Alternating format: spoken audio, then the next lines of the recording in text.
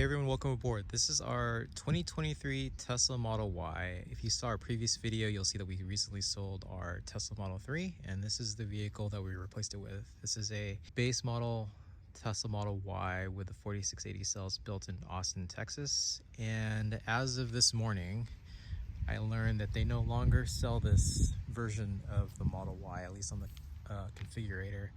You can still get some of these models on the inventory page. You can actually order them if they have them in inventory, but you can no longer order a new version of this vehicle. So go figure, it's a brand new vehicle and it's already obsolete in a way.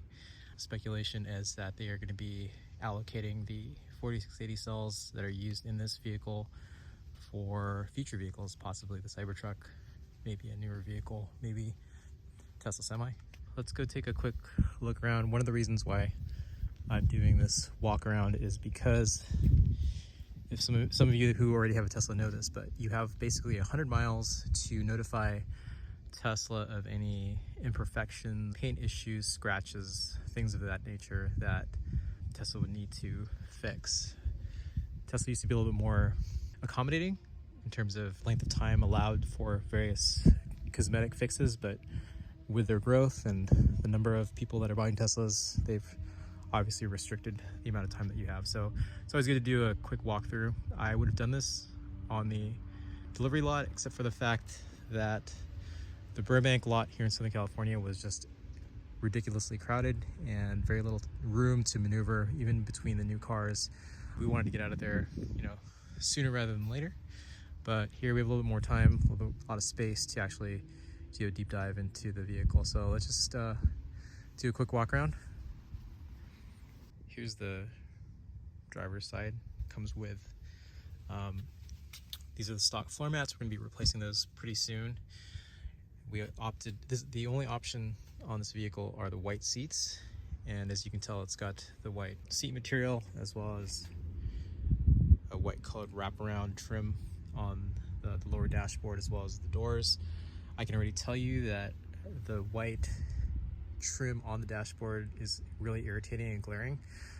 So as soon as I can replace that with something that's easier on the eyes, I will do so. So now that we're in the vehicle, you'll note that it still displays the Get to Know Your Tesla menu. So you can go through all these different topic areas to learn more about how to set up your vehicle if this is your first time. This is our third Tesla, so I don't really need to go through that, but it's nice that this is already available for you right when you take delivery of the vehicle, especially if you're new to Tesla. In terms of what comes with this vehicle, it's far less than before. We currently have a Model X, and both of those came with mobile connectors. This one does not. It does come with a J1772 adapter, which you can use for level 2 charging. And it also comes with 2 keys. These are slim design keys inside this envelope that you can easily slip into a wallet. That's basically your physical key if you don't want to use your phone as your key.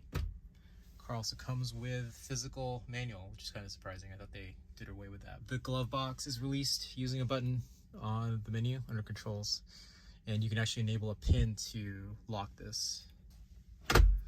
Just take a quick look at the retracting portion of the center console, and this is the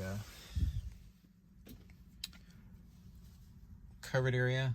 Drop down, there's a magnetic connector that keeps it in place, but no longer has a physical latch. I will say that the center console does look more premium and elegant compared to the 2018 version. It's the nice stitching over here, and then the integrated dual charging bays. Steering wheel material is also different from our Model 3. This is some sort of synthetic material, but it's not bad. Scroll wheels, it's a typical Tesla controls. They both scroll no problem. Just make sure that all of the windows work.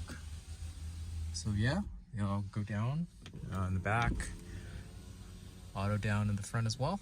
That's a good sign.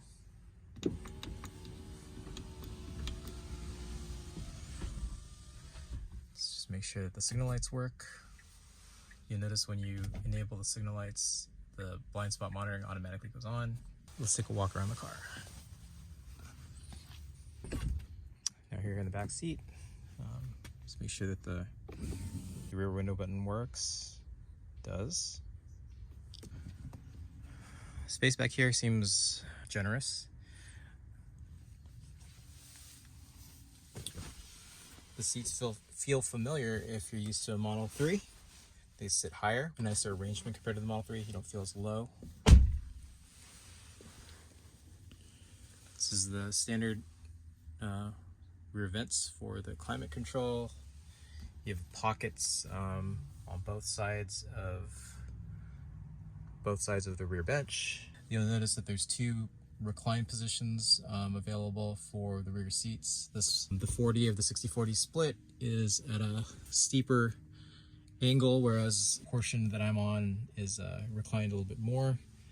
There is a nice center armrest here with some cup holders. You can fold down the seats by a simple lever here. Seems to be also an electromechanical release, although the lever in the Model Y is a lot easier to use than the one in the Model X, which is a push button. This is very simple to release. The rear also includes a standard floor mat, pretty basic, not much protection, something that we're going to be fixing very soon. As you can tell, there are latch anchors in the back if you have to put boosters or car seats in. You have the nice glass roof that most Teslas are known for. It's also different from the Model 3 in that there is no crossbeam here. The crossbeam is actually here, so it gives you a much more expansive view of what's above the vehicle than the Model 3.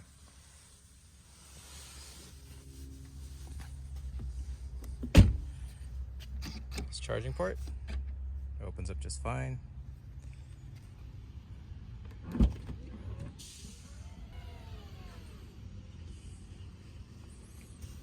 Here you have a parcel shelf. I don't think this came with the earlier Model Ys.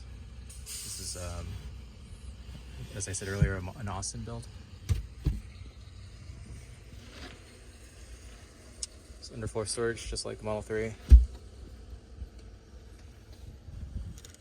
I included the front license plate mount here in the back. You can fix this if you'd like using double stick tape. It doesn't use the physical hardware to secure it to the front of the vehicle.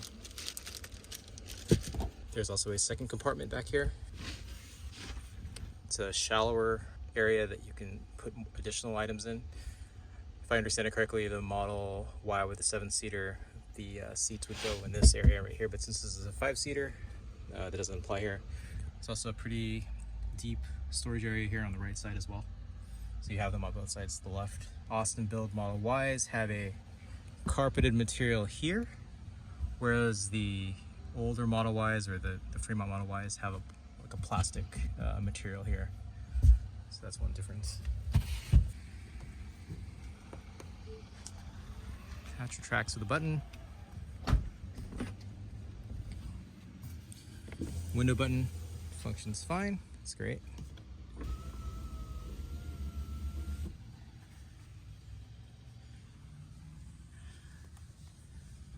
Just want to check what's underneath here.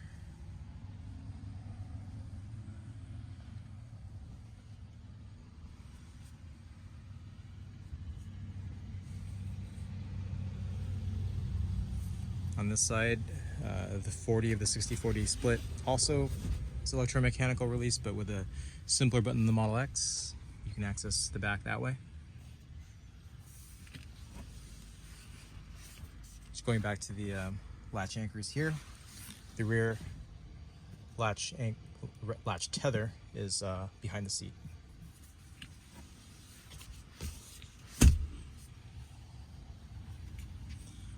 One thing to note too, for emergency releases in the event of an accident for the rear seats, emergency release lever here.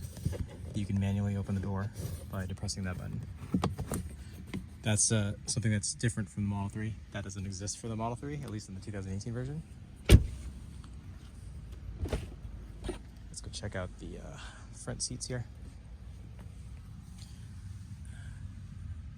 Again, basic floor mats for the passenger side. Noticing that The passenger side front seat does not have lumbar adjustment, whereas the driver's side does. So that's something to note. Let's check the button here. Yep, window button works fine.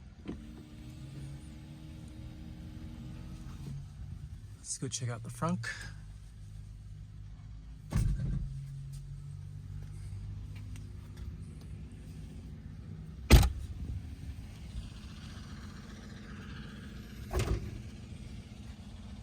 There we go. There's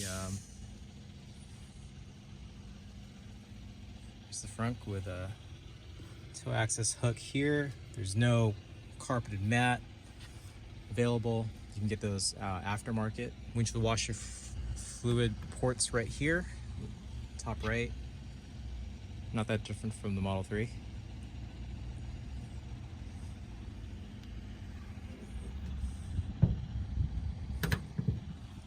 Seems to be easier to close than the Model 3 was.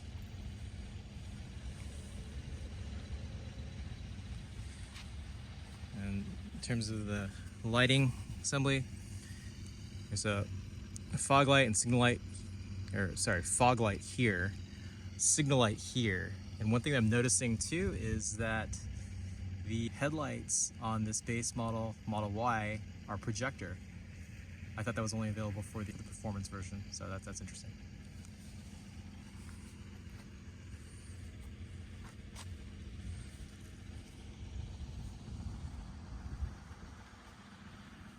I think to note that this is a hardware 4 version for FSD hardware.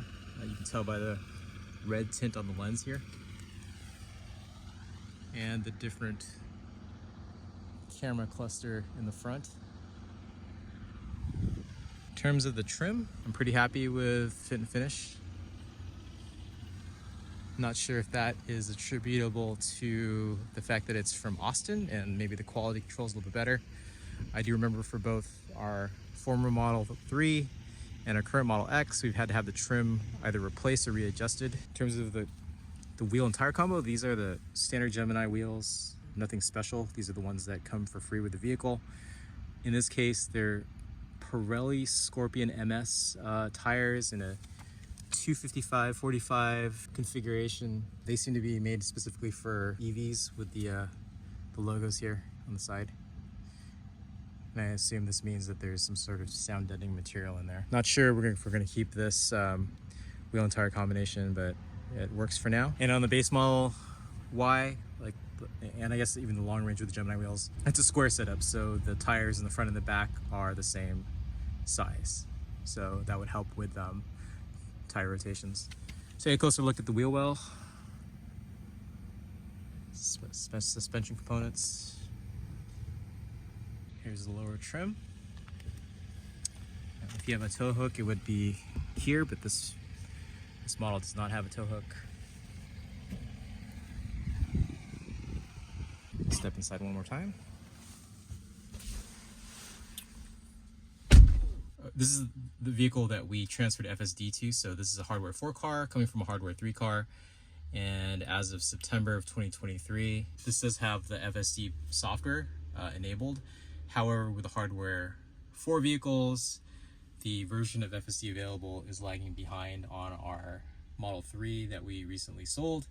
That did have the 11.4.7 version of FSD, and this one is 11.4.4. See on X or Twitter that Elon said that hardware 4 cars would lag a few months behind the hardware 3 cars as they try to get hardware 3 in a good spot for FSD, but hopefully hardware 4 will follow shortly behind. Let's go to the trips. I'll show you that we only have 65 miles on the odometer, but in those 65 miles we have the overall consumption is 301 watt hours per mile, but driving down from the delivery center in Burbank, we only consume 255 watt hours per mile, which is almost the same as the consumption of our 2018 Model 3, which is pretty amazing considering this is a bigger vehicle, it's a higher vehicle, and it's also all-wheel drive vehicle. So it speaks to the efficiency of Tesla. So thanks for going through this walk around with me. We are going to be having more content for this Model Y. We're going to be adding a few accessories. If you want to follow along, stay tuned. Thanks again, and I'll catch you in the next video.